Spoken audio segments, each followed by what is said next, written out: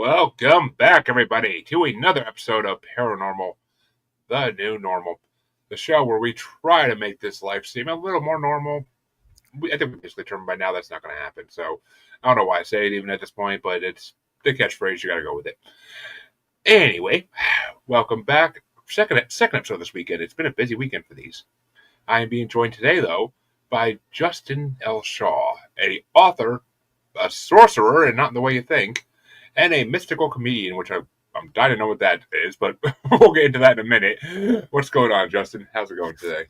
Good. How are you? Good to be here and there and everywhere. It's the magic of the internet. Exactly.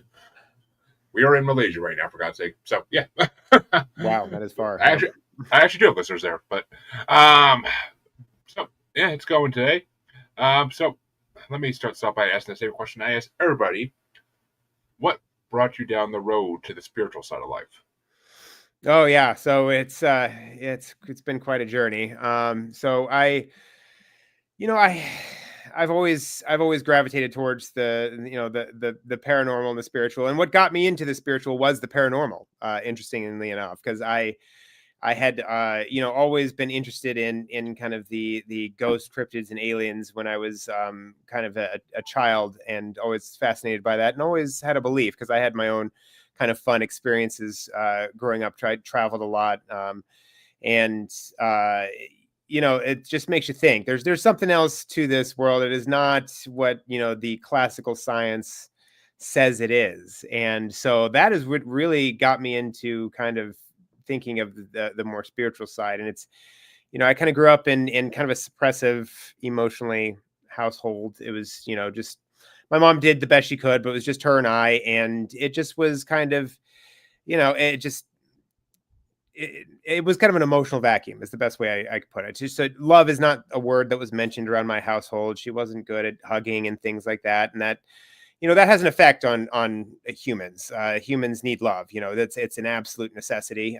Back in the 1920s, when they had these adopted children in orphanages and stuff, they had babies that were dying, and they couldn't understand why, because they were feeding them and giving them water and changing their diapers and doing everything that you're supposed to do to make a biological entity keep living and working. So they were wondering why, and it was because they were not picking up and holding the children. So that is what actually had the babies stop dying at that point. Once they started picking up and nurturing the kids and giving that that energy bond, they lived. So it is something we absolutely need. So it was not something it was something I got. So in my 20s, that kind of turned into some rebelliousness and, a lot of drugs, alcohol, I've tried every drug you can imagine. I've been to jails, rehabs, institutions.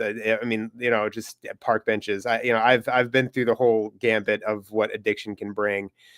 And so at that point, it's just, late 20s, it was like, it's time for something different. And I went to rehab the first time, and the spiritual side of it, I didn't get it. Didn't understand it. I felt that if I go to rehab and you clean these drugs out of my body, and I will feel better and I will be just fine. So I am suffering and I'm struggling because I am physically addicted to opiates, benzodiazepines, alcohol, all these things. All this, it's just a garbage can. My body was, and so you just get me through it. So, obviously that was a whole thing, and getting through that was ridiculously difficult, but I got through on the other side. And then, so I didn't do the whole AA thing, and it's a spiritual problem. It needs a spiritual solution, all this stuff. And I just didn't believe that. So, I was clean it lasted 3 months, which is surprising. And it lasted even that long, honestly. And, that's when I kind of went back and everything started over again. And I was right back to where I was, because I didn't understand the spiritual side of things. And so I went back a second time and was like, okay, all right, I'm open to this whole thing. Like, tell me what the deal is with all this. So I started doing, the AA side of it and the Christian side of it, which they go together like kind of peanut butter and jelly. And because AA is essentially just kind of disguised Christianity,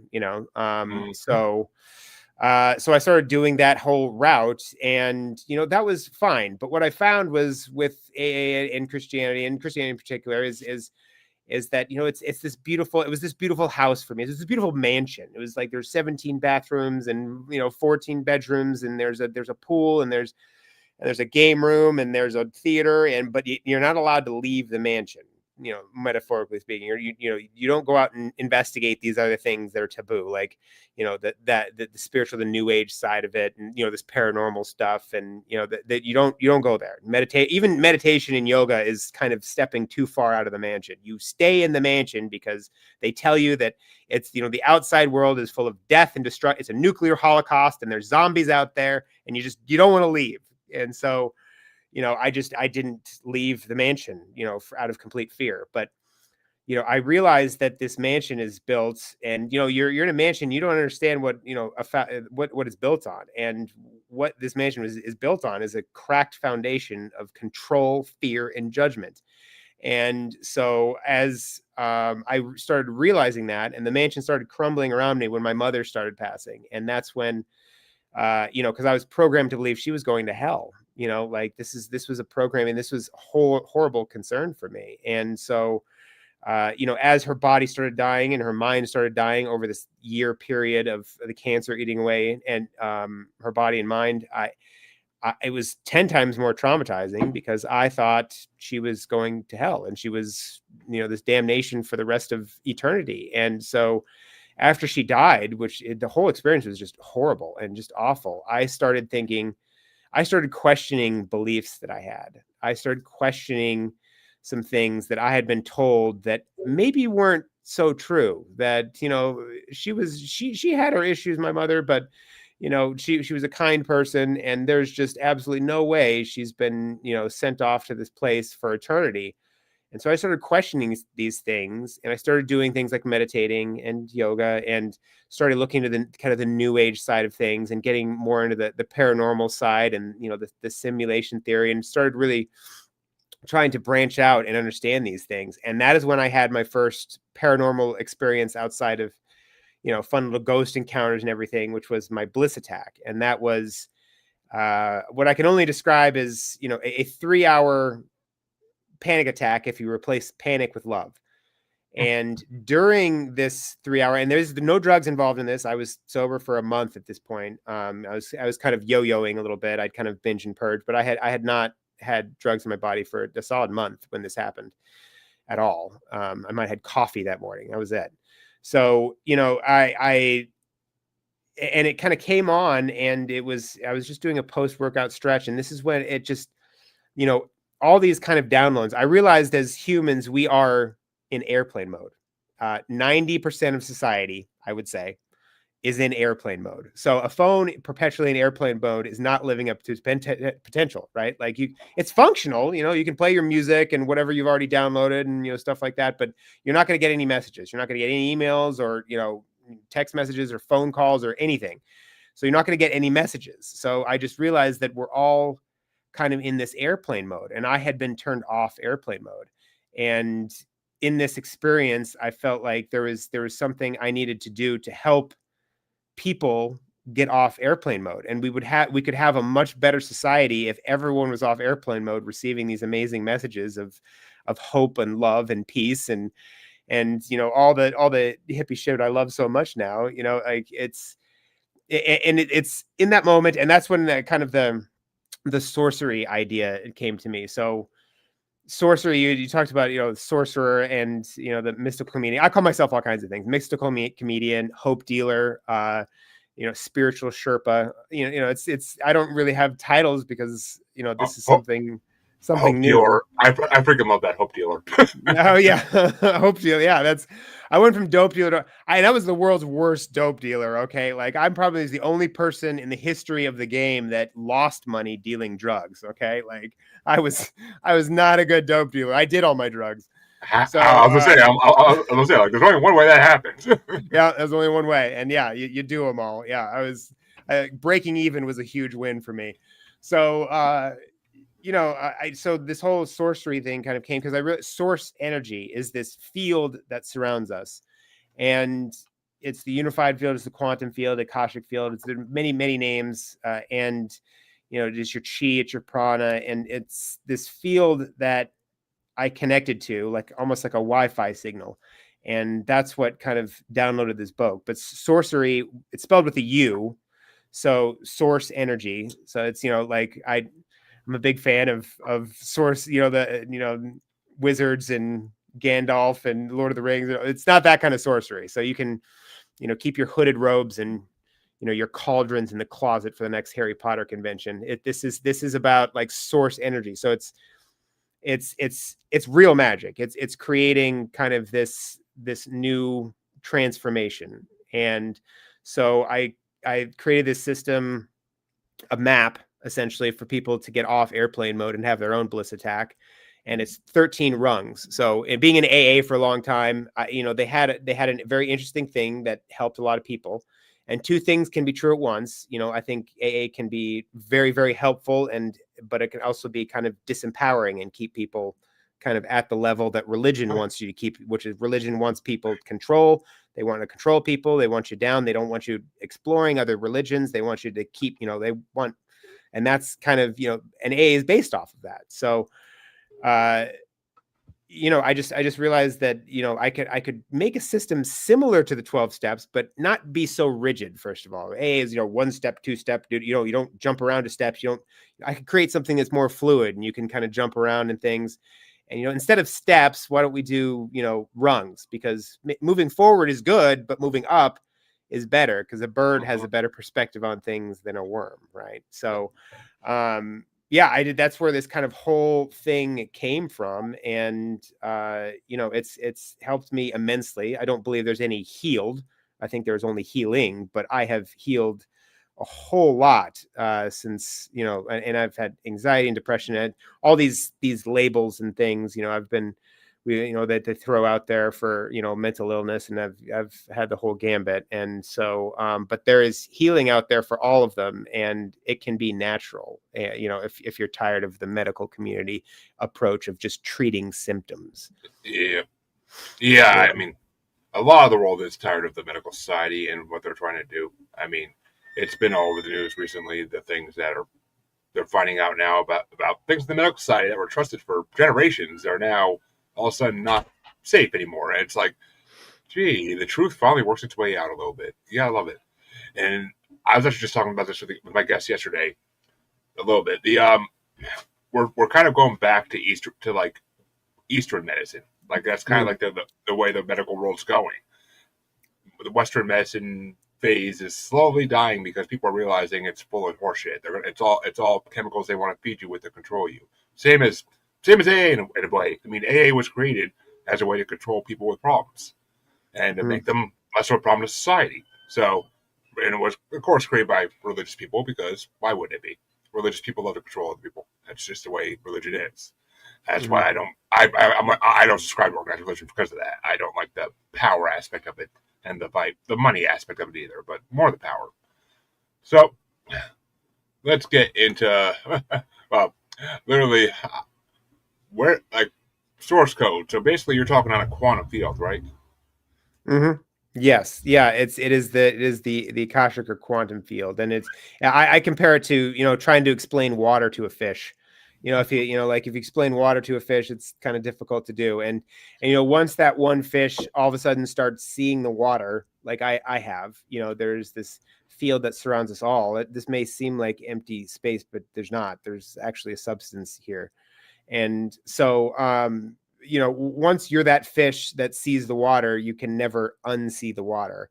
And getting other fish to see the water can be kind of difficult because it's, fish that, there's fish that don't want to see the water. And then there's fish that can't see the water. But then there's some fish that want to see and like are interested. And so, those are the kind of fish I'm trying to get out to is trying to explain this whole thing, because just like a fish that's living its, whole life in a pond, all of a sudden is now caught by a fisherman and pulled out of this little pond to see that there's this whole other world that they had no idea about, like if, there's like, oh my gosh, there's other ponds, there's land, there's people. What is all this? Like you never knew about. You're just a fish in a pond, and all of a sudden you've been pulled out, and then you get, and then they catch and release and throw you back in, and you're just like, what? and then you have to tell other fish about this. Like, it's like, oh my gosh, like you don't understand. Like, we're in a substance. There's this whole other world out there, and it's most of the fish are going to kind of be like, okay, all right, buddy, sure, we're just going to keep on swimming around. So it can be kind of a gift and a curse sometimes, but I try to create something that really helps people to heal and understand that there's much more to this life than we really think. And so it's about kind of letting go of old ideals, and that was the first place I started. And I have 13 rungs for a very specific reason. 13 in our society is considered to be very unlucky, when that's bullshit. That's not true. It's actually considered a very divine and lucky number. And in tarot, 13 represents death, rebirth, and transformation, which is what sorcery is all about. Yep. So immediately I want people to start thinking about maybe some beliefs and some things that they held true that maybe aren't so true and might be holding them back, because we are programmed by the media and all these things that, the media and religion and all these things that are, they're trying to keep people down and not really know who they are. And who they are, we're all, you're God, I'm God. We're all little expressions of this grace force, this amazing force. Like it's if you think about, a slice of pizza is still pizza, isn't it? Right? Like, so that's who we are. But that's dangerous for especially the institutions and establishments out there that, they don't want you to know that you have complete control of your life, and you're all Exactly. powerful. You're an all powerful being, and we're all that way. They know they are, but they don't want anyone else to know that. So that's where people like me and you are trying to get out there and like wake people up, get out of the slumber. I mean, and you mentioned earlier simulation theory, and that's basically what you're describing, is the fact that we are all stuck in a simulation. Mm-hmm. And just like in the Matrix, we gotta all take the freaking pill to get out. And hopefully it's the right pill, because the other pill just gets you high and then put you back in the simulation. But no, that's the blue pill. No, and we've all kind of taken that blue pill, but it's your simulation. That's the beautiful thing. Is like, a lot of people don't truly understand simulation theory, and it is your simulation. You are the projector of the simulation. If you think about a projector, if you're playing a movie, it doesn't give a shit if you're going to put in, like a Razzie Worst Picture winner or an Oscar Best Picture winner. It doesn't give a fuck. It's going to play whatever movie you put in the projector, and that's what this is. You're projecting your own movie. We are all individually in our own simulation and sharing this collective individual simulation. So, a lot of people get scared of this simulation theory and just all, like we're in nothing in my life matters, and like that's not true at all. It's your simulation, and we're here to learn love. I mean, that is, if you think about a flight simulator, you go in, you go into a flight simulator, and you have a clear purpose for that simulation. You are to learn a skill that you're going to take out of the simulation and move it into the quote real world, where pilots now are in planes and they fly planes, but they all start in the simulator and they learn the skills of the cockpit before they actually get in the cockpit. Well, here, this is an inconsequential environment where, the consequences stay in the simulation. They do not carry over. We are punished by our sins, not for our sins. Big deal. So the consequences of anything stay in the simulation and do not carry over into the next life, just like in a flight simulator. Well, what we're supposed to learn is love. It is the one thing that we will both leave here and take with us. And so it transcends space and time. And that is what we're here to get better at. And so your projection needs to be, constantly be looking for love and project love. That's what we're here to learn, because honestly, man, I don't want to come back here anymore. I'm really trying to make this life work to be like, okay, you've learned it, you've done it. And, maybe angels are just, beings that have, mastered the simulation, and now they're here, and now they're kind of looking over people. And I'd rather have that, because this life has been really rewarding but tough at the same time, and I really don't want to do it again. Well, Oh, okay. That brings up a good question then. So you say you don't want to come back. Are, do you not believe in reincarnation or? Yeah, I do, but Oh, I don't want to come back. That's well, I also believe you can stay on the other side. So I think we're here to learn to bring on the to the real world, which is not this world. We're here to learn skills, and I think, it is my belief that we can get to a point where we've learned what we need to, as much as we need to learn, and we can stay on the other side. And that's I what I mean, believe angels are, and they've learned everything, and now they're on the other side, and they don't need to come back because they've learned what they've come here to learn. all right. I mean, okay. You're basically uh, prescribing there the exact. I mean, reincarnation. You are supposed to live as many lives as you need to reach whatever your Yes, end goal is. Which exactly. I didn't think you were saying that, but that's what you're saying. That works.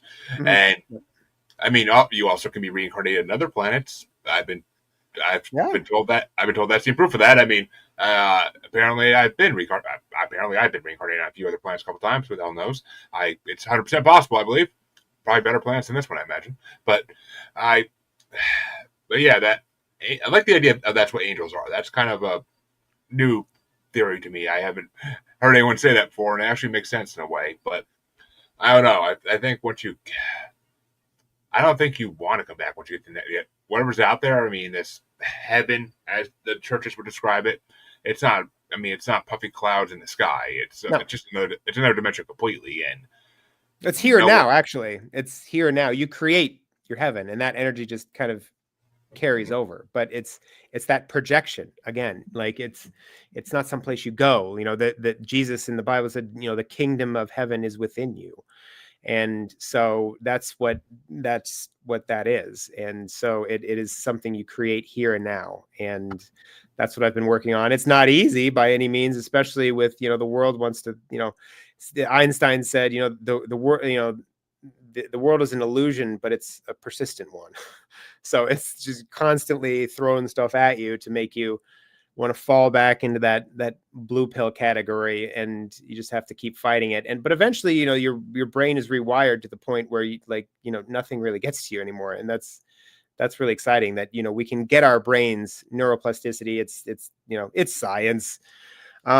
It's we're at that point. So we're just like, oh, okay, we can change and grow and learn. And so it's very exciting. Science has gotten to us, and that the quantum physics, and it's all part of it. They say there's two sciences of the very small and science of the large, and that's not true. It's just the science of the small takes longer to become large. It's not an immediate thing, like with the particles can be either wave or a particle. And it's there's the proof is there.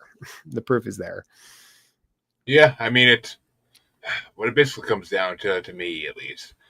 I mean, I don't know. With simulation theory, to me, it's always like I always kind of imagine it either being extraterrestrial run, ultra-terrestrial run, whatever you want to call them, or being just run by something out there we don't even know exists yet. Which that's the scarier. That's almost like the religion method. That's the scary method, is that we're in a matrix run by something we don't know exists. But I mean, I feel like we were put here, not us technically, but our ancestors were put here a long time ago, and we're just continuing the simulation.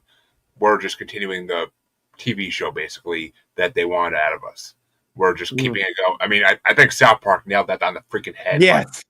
25 years ago. I think South Park nailed Yeah. that in the head, that Earth is a reality show. Earth. Yeah. Yeah. No, that was a fantastic episode. There's a lot of pop culture in my book because I'm a pop culture nerd. So yes, I love that episode. The taco pooping ice cream. Oh man, just a great episode. If you haven't seen it, please, Oh, it's out there to watch. And that it is is. It classic. is kind of a TV. It is very similar to that. I think it's run by this source energy, which is all of us. I think we're all kind of glasses of water that have been scooped and taken out of the ocean. And then at the end of this, we all get poured back in.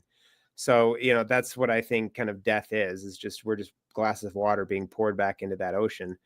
And so that's what I believe created this simulation, is the ocean. So it is everyone's consciousness. And someone says, like, who am I? Well, I'm you.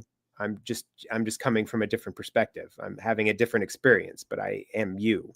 So it's, it's understanding that, and which is, not the popular thing to understand, but it is the truth. And like, I just, after my experiences and whatnot, and, in these kind of meditative states, and, that's the truth I know is true, because, my time in organized religion was just did more harm than good. I mean, it can be good, but it can also be extremely harmful. And it did more harm than good to me. So that's when I knew this isn't the truth. This is not the truth, because I shouldn't be filled with fear. And fear and joy are just two sides of the same coin. They are not separate coins. They are two sides of the same coin. It's just it's all one energy that is being filtered through your belief system. So, that's fear is just being filtered through some BS, your belief system. And it's telling you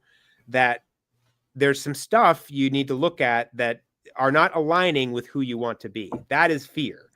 Not the kind of fear that's like when you're walking on the edge of a cliff or something. That's not what that's a good time to step back, listen to fear. But that fear that everyone struggles with in today's society, it's this energy being filtered through your belief system, and it's telling you there's something in your belief system that you need to let go of. There's something you don't align with, and so it's time to let go of that. I mean, yeah, survival in this day and age is a constant fear for everybody, because we live in scary times. Our parents did not prepare us for the times we were going to have to live in. The world they came from was a different world. There was a lot more ease in being able to control everything in your life and to get everything you need for your family. These days, it's constantly fear.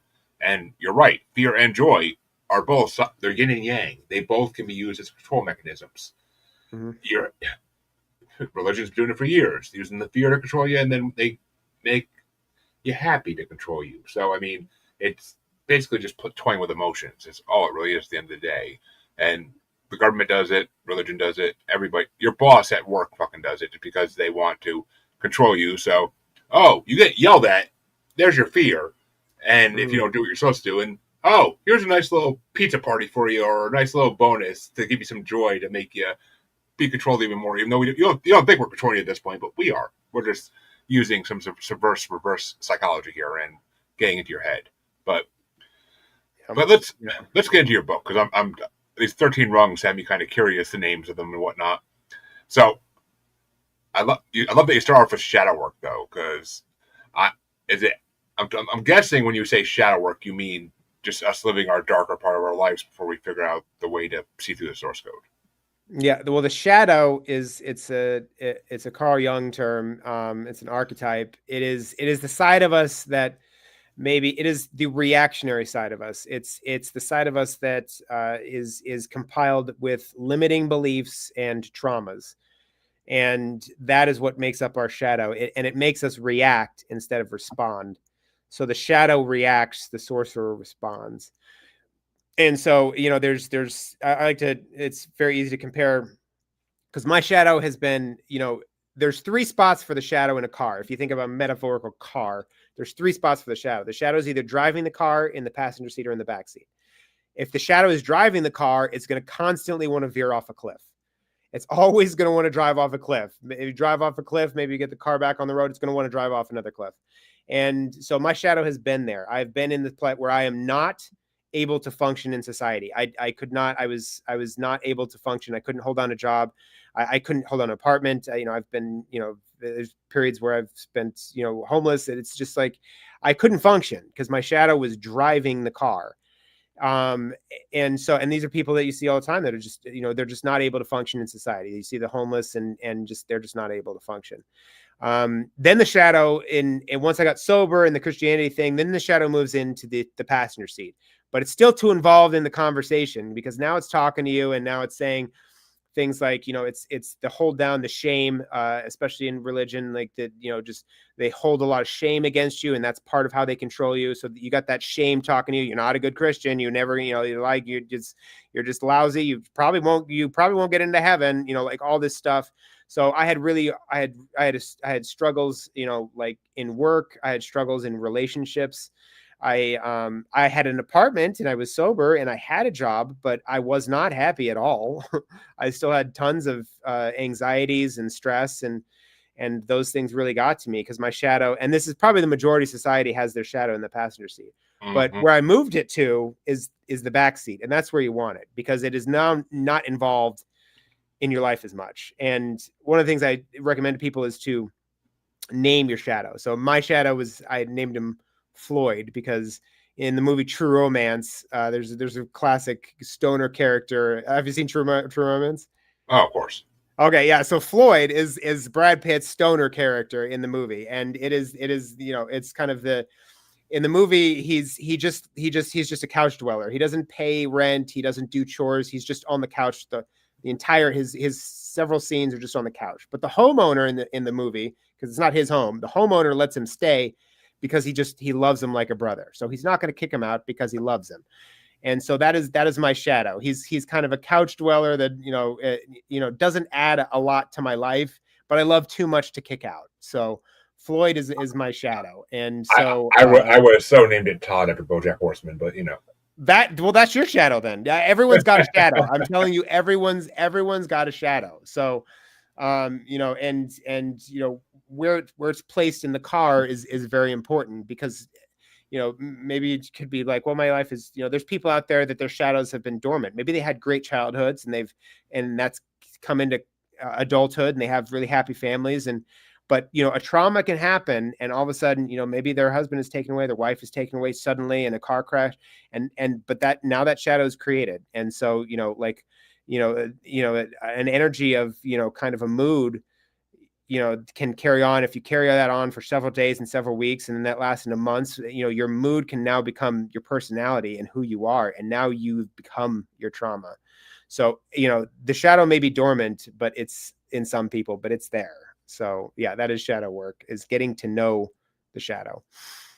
Yeah. I mean, it makes sense. And you're right. Everybody has a shadow. I mean, I can't say mine was ever in the driver's seat. I don't think in my life. Thank God, I don't think I've ever gotten that far down. I've gotten close, but never was in. It was maybe the most annoying passenger ever, but it was never in the driver's seat, at least for me. I mean, it was the most annoying passenger in the world, but the one that freaking is like turning off your GPS, like, oh, I know the directions. We don't need GPS, but yeah. Or like in Dumb and Dumber. Want to hear the most annoying sound in the world? Exactly. Yeah.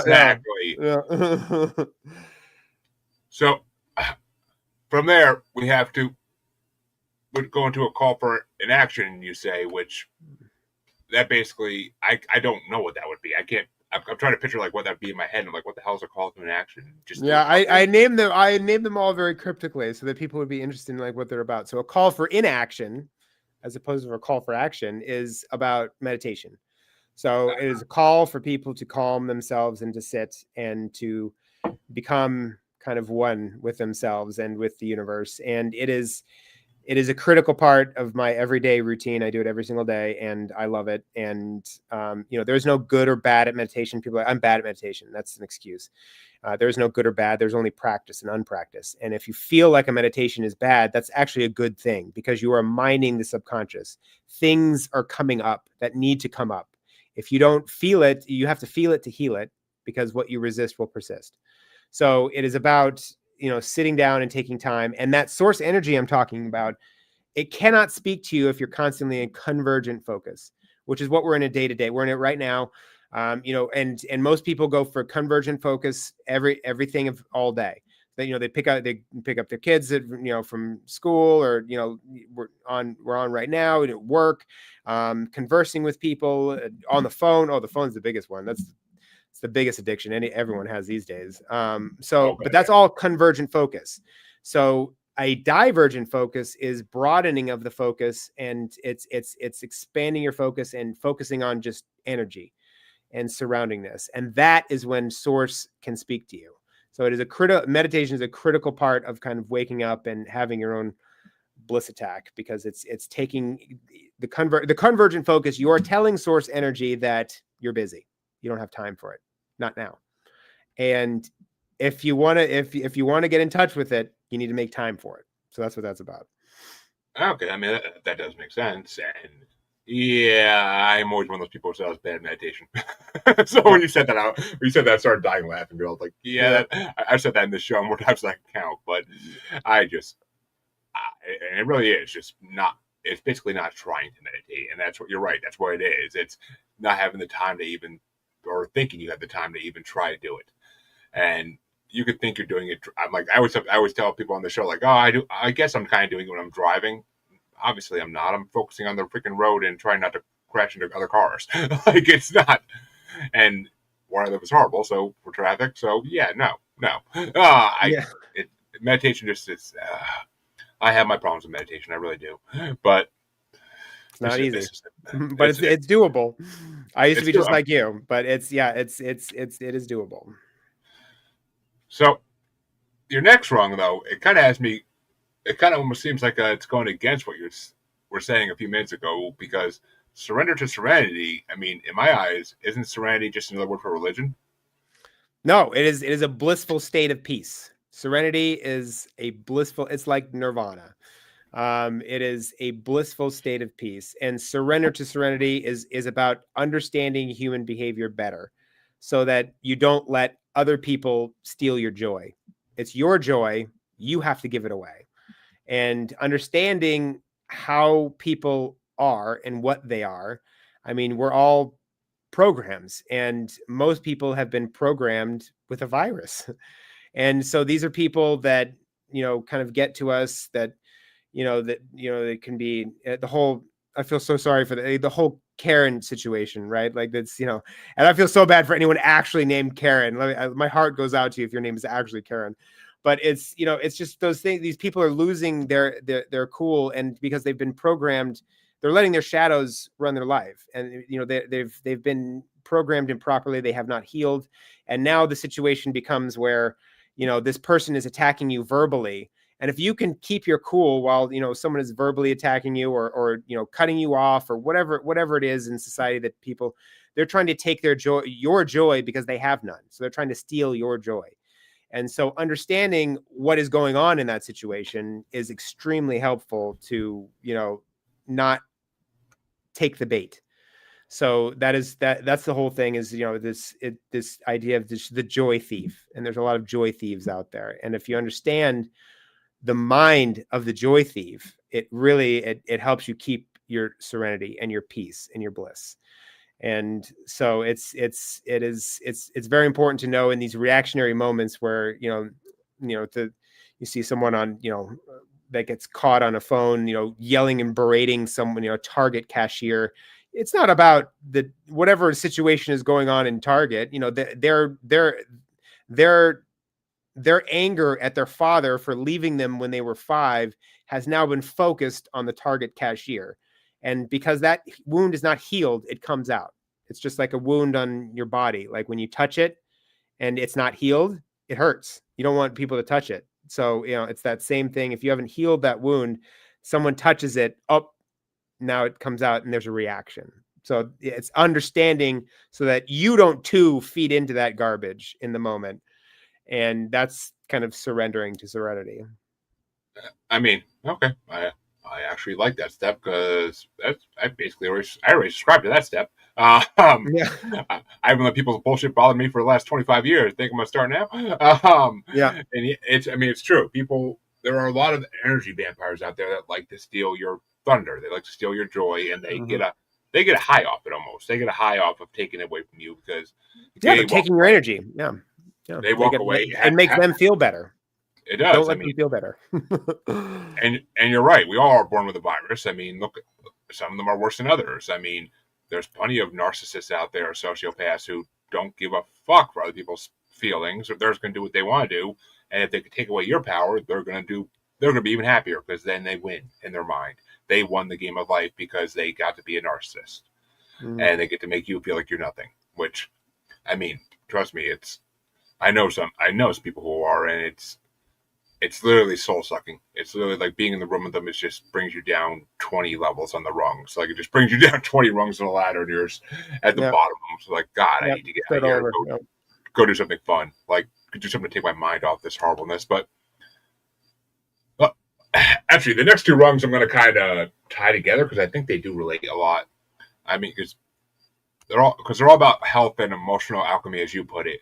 And I mean, that's just getting you back to your best being, right? Like Yeah. Well, health is wealth is the fourth one, and that's just about focusing on the body. It is our vessel. It is our, you're gonna hopefully you put oil in your car. You need to take care of your car, and it'll last long. And so it is about taking care of the body. It is the mind, body, spirit. It is the triangle. All of them are equally important, and feeding one will feed the other two.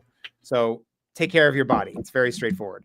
Emotional alchemy, on the other hand, is about your emotions, and that is about creating, like, turning these base emotions. Alchemy is, the old real sorcerers, back in the day, would turn, base metals into gold. Science may think that's bullshit, and I can't do it, but this is something that is for sure you can do, is emotional alchemy. It's turning base emotions into elevated emotions. And you can do that through acts of, in particular, like, forgiveness is a big one that can elevate emotions. But curiosity is another big one. Getting curious about people and about yourself, and it can really help to turn those base emotions that you feel. And just like in the kind of the situation with someone verbally berating you, is getting curious about that person. What is going on in that person's life that they're feeling this? Like, what happened in your life that you're reacting to this, silly situation with such rage and anger? Because it has nothing to do with the situation that you're in. So, being on that side of it and getting curious about yourself, and other people, is transformational. Kids are curious about the world, and, the world they live in, and constantly asking questions. Ask questions and get curious, and you can turn those base emotions of jealousy, fear, anger. You can alchemize them into joy and love, through certain acts of curiosity and forgiveness and things like that. So that's what emotional alchemy is. Yeah, I mean, it's basically emotional health. It's basically getting your emotional health back to where it should be, because Mm-hmm. we shouldn't be letting other people be able to control us in any way emotionally. And you're right, like, in this day and age, we all get curious about the people that we see belittle other people, and that's in this day and age. You just go to Facebook and be like, okay, let's look at their Facebook and see who hurt you, child.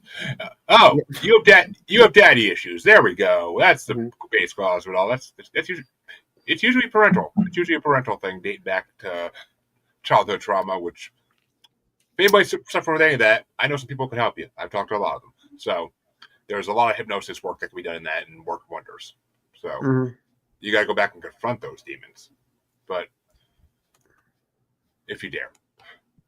But and well, actually, I mean, the next one kind of ties into the last one, into the emotional health as well. I mean, comfort and discomfort is what you're just talking about. Being able to be comfortable in uncomfortable situations. A little bit. Yeah, it's that. So that's, you're thinking more of the, the verbal berating, but uncomfortable situations are run a gambit of things, and going out and doing things that make you uncomfortable purposely. If someone has asked you to give a commencement speech at a wedding, or like a graduation, that's very uncomfortable, but do it.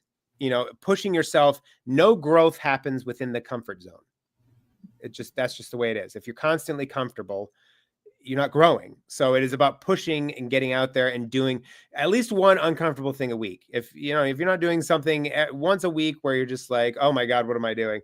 Like getting into social situations that just like, I don't like that, I don't want to do. No, go get uncomfortable, because you grow.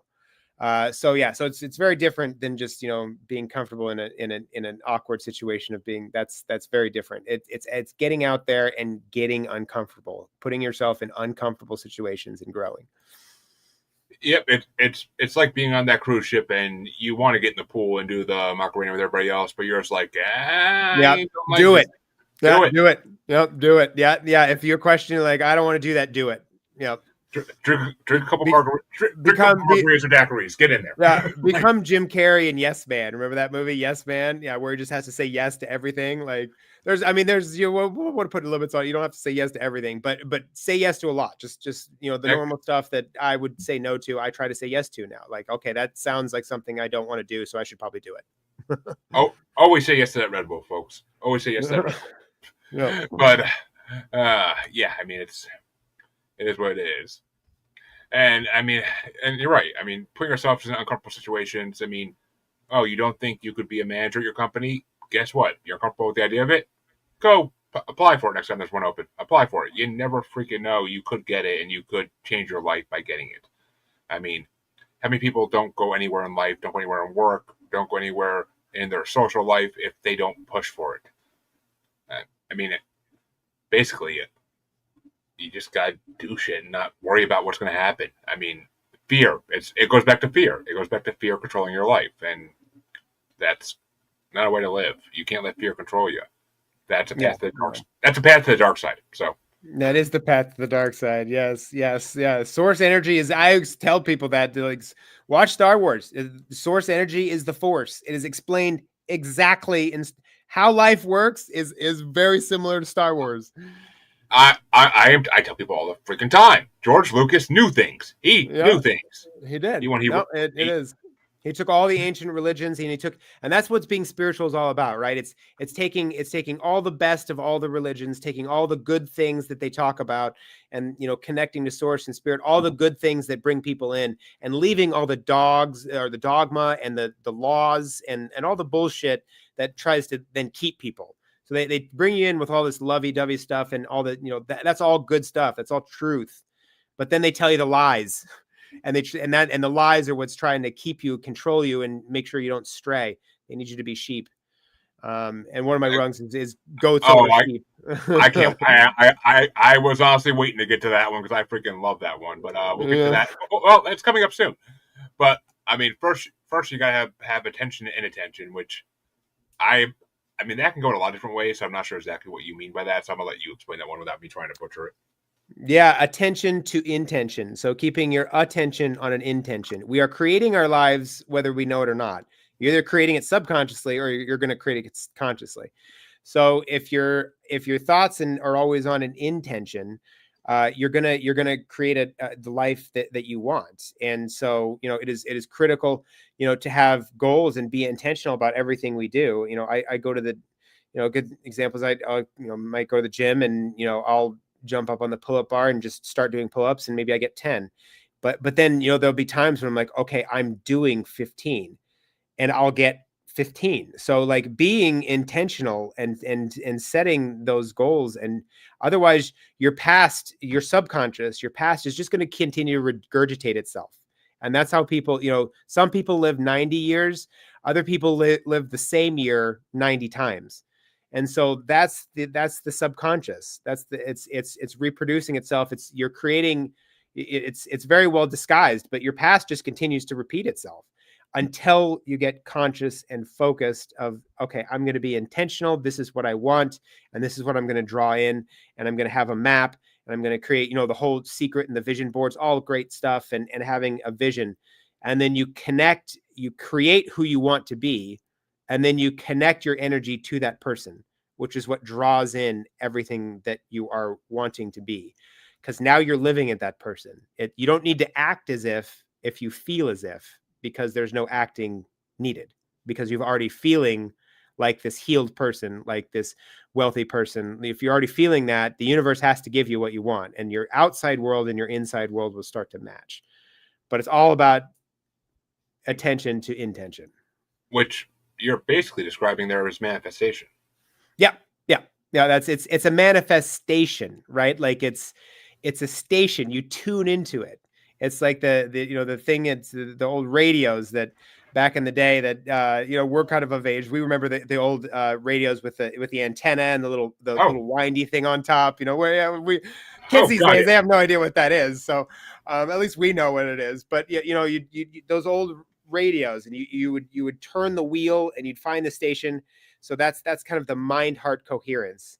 And so your heart and your mind, everyone's hearts and minds are are scattered. When you get these two things in line, it puts a beacon out to the universe of what you want, and your beacon is sent out, and it gets answered. But you have to create mind heart coherence and get them in line. And that's just like, you take the little wheel, you put it on a station, but it's like scratchy. Then you gotta adjust that silver antenna and adjust that just right. And oh, okay, now you've got a signal. But without those two things together, you're either on a different station or it's scratchy. And so find the station you want and then fine tune it, and that's the mind heart coherence. And now you've created this beacon out to the universe. Exactly. I mean, I tell people all the time. I've said on the show multiple times. If I am ever having a time in life where I feel like I'm financially strapped and I need money for something in a short period of time, it's gonna happen. Something's gonna fall in my lap, and I'm gonna come up with the money I need. And I just keep thinking that, and then 99% of the time, it somehow works. Somehow something falls through, and I get the money I need, and it works. Like, I've seen it in real life, and people who don't believe manifestation, I'm like, you're crazy. I've seen it happen more than and not just with money. I've seen it happen with other things too. Like, manifestation is real. I mean, there are limits to it, of course, but I mean, it's real. You can't hope someone's going to die and then hope that manifests. Like, you can't have the negative manifestation, because that's not going to work. The fate of the world doesn't want you to have that. Like, the universe doesn't want you to just have the hate and the negativity of all that. It's definitely not as powerful, and it's not as powerful. Well, it's extremely not as powerful when you're talking about other people wishing anything, because they're in charge of their own projection and simulation. So wishing anything, wishing someone would do something, or even wishing good thing. You wish good things on people, that's fine. But it's there. If they choose to not accept your energy, that your good energy, and they want to stay, then it's up to them. So doing anything, it's about you. It's about you and what you can control. And yeah, it's about creating that beacon and getting out there, and manifesting health is what this book is all about. Because if you don't have health, wealth, it really, what's $1 billion to someone who has, struggles walking, or it's just is an emotional wreck. And money doesn't have an effect in that way. If you're not healthy, it doesn't do anything. So exactly. it doesn't. So the book is about manifesting health. So that's first. Oh, obviously, yeah. You need help. You need emotional help. And physical. Yeah, of course. Spiritual. And all right, now we're getting to the one that I know we're both excited to talk about, because I use this phrase all the time. But let's talk about goats over sheep, and we're talking the Tom Brady type of goats, folks, not the porn type that you like to pet. Yeah, no, well, and it's interesting too, because the animal is similar to what I'm talking about here, even, and that's why this goes well so together. Because sheep are, they're sheeple. They're just they are constantly looking for outward guidance for where they want to go. Sheep are lost without the shepherd, and they're just constantly they want to be told what to do. They want to be told everything. They want to be fed. It's kind of the idea of the RPC, the role playing character in the video game. They're programmed to do what they want to do, and they're everywhere. And the RPCs in the world and the sheep of the world, they're put here for the people that have woken up to progress the story for the rest of us. They're here to teach lessons to us, to challenge us. They're all still they all have souls, and they're all part of that ocean, but they've kind of been placed here. This iteration of their life is kind of more to help others along than to really help themselves, because they like being sheep. They want to be sheep. They want to just be told what to do. Well, goats, and I do mean greatest of all time. That is the acronym. But however, if you think about a goat is unhurtable. It's going to do whatever it wants to do. It can't be hurted. It's going to be like, no, oh, yeah, okay, I'll do my own thing. Thank you. And so, it works so well because, and the greatest of all time, no one who's done something great, absorbs the energy vampires ever. So, it's not to say no one has anything good to add to our lives. People can have good stuff, but a sorcerer has discernment, and it's about like saying, "Ooh, I like what they have, and I'll take that." But what you're offering, no, I'm not going to listen to that. Anyone who's done something great, there's going to be people that the sheep are going to try to bring you back down to the flock. You're like, "Oh, he's flying too high. Let's bring him back down." So you're going to run into a lot of sheep that are going to want to bring you back down. But, the goats of the world, the greatest, they don't listen to that. They know what they're meant to do, and they know who they are, and they know the direction they're going. And and anyone who says anything otherwise is no, that's okay. Thank you, but no thanks. So Ex- that, yeah, it is about being that greatest of all time, but also being kind of that unhurtable goat that's going to kind of do its own thing. So be a goat, exactly. not a sheep. Exactly. Not to toot my own horn here, and pardon the pun, but I've always considered. I mean, I've always been a goat. No one ever could herd me into what they wanted me to be or do. It's not. That's the way. That's the way I've been since birth. Like it's just. It was natural. Like no one's gonna tell me what to do. And you're right. The sheeple today, you see them all. Social media is a huge gathering place for sheeple because Yep. they're all looking for the next post to tell them what they should feel and what they should think, and it's caused a lot of issues in today's world, especially because social media was the worst thing for that. Because instead of just being a sheep to the people local to you, you're now a sheep to people worldwide, and all it takes is one person telling enough sheep to go do something, go start this riot, go protest here. Guess what? The sheep are going to gather and herd up like never before, and it could lead to bad things. It could. I mean, some of them are just passive, but it could lead to bad freaking things in this world when sheep gather. And there's not enough goats out there to make a difference and stop it. So that's the problem. There's Yeah, they're not able to filter the information through the intuitive scent, and yeah, they just accept whatever they're told, and it's a crappy way to live. So goats over sheep. I honestly can never imagine living as a sheep. It would I I mean I could see why so many people don't have the emotional health because if you're a sheep you can't. You No, can't. you can't. No, they're constantly being suppressed constantly Which it's and allowing it, but they're allowing it too. oh god, yeah, they're definitely allowing it. Maybe even not on a like a control No, it's a level. subconscious. No, it's a subconscious Yeah. level. It's on the subconscious level. They don't realize what they're doing to themselves. Oh, they don't. It's almost it almost could be a mental health diagnosis. I think one day it will be one. But we're talking about when we're talking about goats. I mean, your next chapter kind of lines up with that because following your bliss is something only a goat does. A sheep doesn't do that. Yep. And that's about it's really about finding your flow and following it. Whatever puts you in the flow state, just follow it. It doesn't mean it's always going to be some great, big, amazing thing or, lead to an incredible career where you're super famous or anything like that. But you're supposed to follow your flow.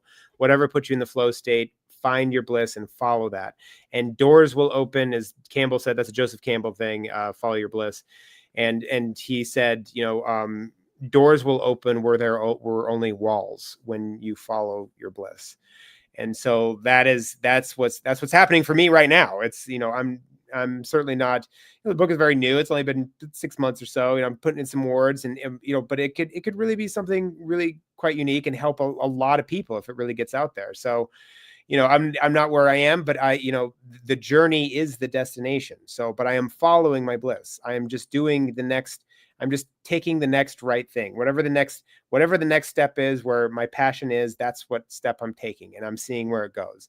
It's very exciting, and I'm more alive than I have been in my entire life, and it's because I'm following my bliss and doing something that I love to do, and I'm trying to do this spiritual thing, but make it fun and funny and take pop culture and mix it in there. And Jesus was such an amazing spiritual teacher because he took everything of the day and kind of made this source energy, and he was explaining this source energy in that time period. Well, let's update that. Let's see, pop culture is the way to do it. I can use pop culture and try to explain source energy and use that and make people laugh at the same time. So it's fun and exciting, and I'm following my bliss. So it's what people who want to wake up need to do. Follow your bliss. Exactly. I mean, same thing I do with this podcast. It's people who know me have before I did any of my podcasts. They say like you're a different person now. I mean, they don't always say it's in a good way, but that's I think the perception. To me, it's the best thing that ever happened to me because it is my bliss. You're doing it. Yeah. It gave me purpose. It gave me purpose, and it gave me a voice in the world. And people I never even met know my name, know my voice. I literally met somebody in a podcaster group I meet with monthly that's local, and met him for the first time, and he said to me later, he's like, "You were on my podcast like 2 years ago." He's like, "As soon as I heard your voice and when you spoke today, I immediately recognized that voice." And I'm like, "I know him somewhere." And he's like, "Yeah, you were on my podcast 2 years ago." I totally forgot because I've been on so many, I've guessed on so many shows that it's like never gonna remember them all. But it's it's to be recognized outside of like the few people who know you at work and your family. Like it's kind of different. It's different, and I mean, I never let it go in my head, but it's just like I'm I'm not no Joe Rogan, but I'm fucking known like to people in a way, and that's bliss. That to Follow me, your bliss. Yep, you're doing that's it. You're doing and it. I get to kind of preach my message. I mean, it's not as diabolical as any religion for damn sure, but it's a message of sorts. Yeah, yeah. Now, your next step, rose-colored contacts. I feel like I have a glimpse of what that most likely is. I mean, Mhm. that's a bit. I mean, it's kind of like an old saying almost in a way, but I'll let you describe what you mean by that. Yeah, rose-colored contacts. I've decided to, rose-colored glasses is the saying.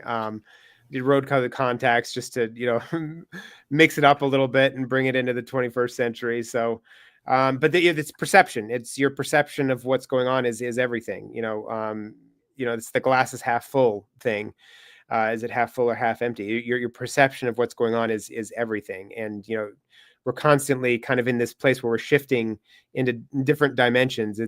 And your perception is how you're choosing to see the world, how you're choosing to experience life. It is the projection of what you're doing, and it's absorbing everything, and it's just extremely important for spiritual mental health to have those rose colored contacts in. And it's not about like toxic positivity or anything and pretending things, but it is about having a correct perception on it and having a good attitude, and perceiving things the way they are, they you want them to be.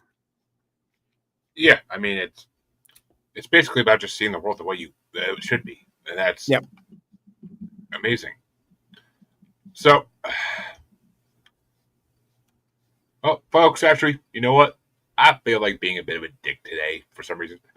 So, we kind of introduced you to his book. I think we should leave the last three rungs for people to, if they want to find out what the last three rungs are, they should do the homework. That's my opinion. Because Yep, that's fine. I, I mean, if anything, it'll entice them more to go buy the book. So there you go, folks. I'm a salesman at heart, folks. That's why I do it for a living because I'm good at it. So let's and and I never thought I would say that working in sales would be my bliss in some way, but it kind of is. See, everything fell in full. I couldn't have worked in sales before I was a podcaster. Like the guy who hired me literally said, I mentioned to him like I do podcasting, and he's like, see, you're selling yourself every day of the year. He's like, why can't you sell other things too? Yeah, And it's truth. by God, he was fucking right. And I actually I end up being a natural at it, which I never saw coming. I said my whole life, I don't ever want to work in sales. I don't want to be picking up the phone dialing for sales, dialing for dollars. Like I don't want to do that.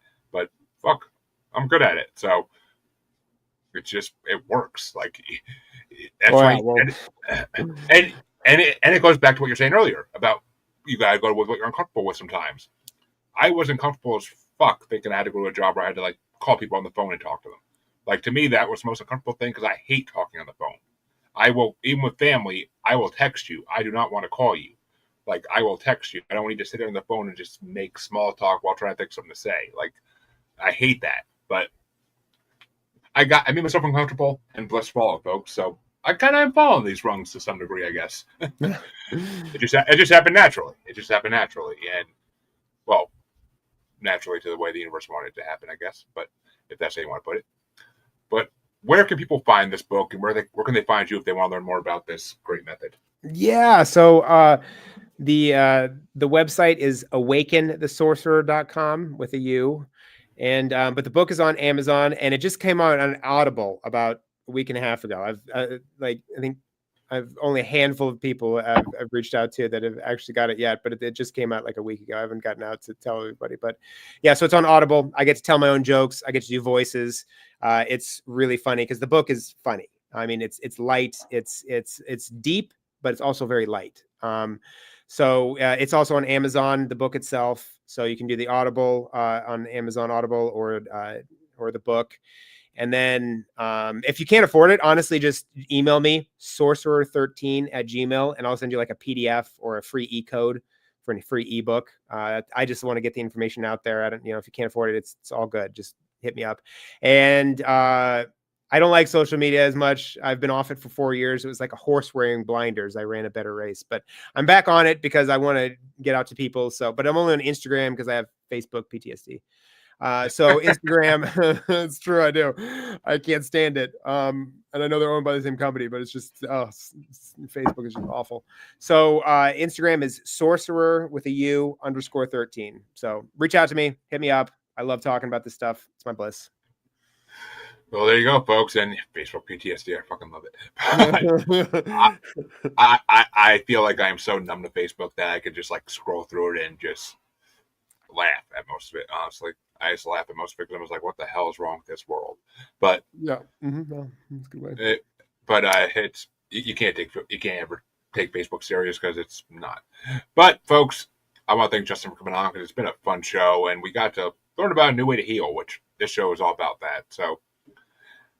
And it is a way to make the world a little more normal. So, yeah, you kind of hit the goal today, slightly. We do it once in a while. But you know where to find me, folks. If you don't by now, it's been like 3.5 years. Just shame. Shame on you. Shame on everything. But it's in the outro for all listeners, and it's on the bottom of the screen. But, of course, you can always find me on Antisocial Network as well. A great place to check out all the podcasts on there. Come back. I will be back with another interview, I think, next weekend. So come back, folks, and check out the next one. Have a good rest of your Sunday, everybody.